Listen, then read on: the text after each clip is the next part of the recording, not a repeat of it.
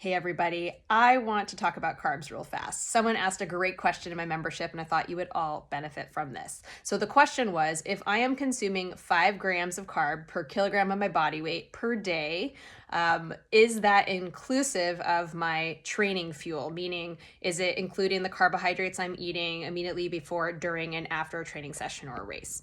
And so here's my answer.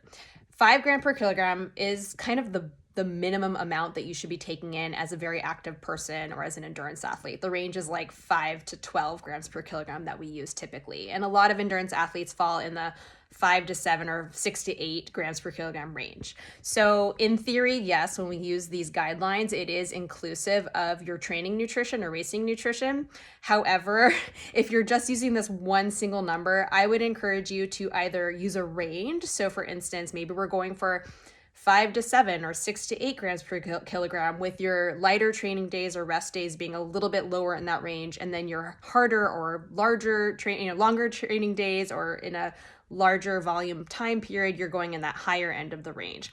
Another way of thinking about it, if it's easier for you, is okay, maybe you're just picking that number and then that's that baseline, and then you're adding intra-workout on top of that. Some people like to keep it separate, but that's usually how I like to explain to people. So I hope that helps.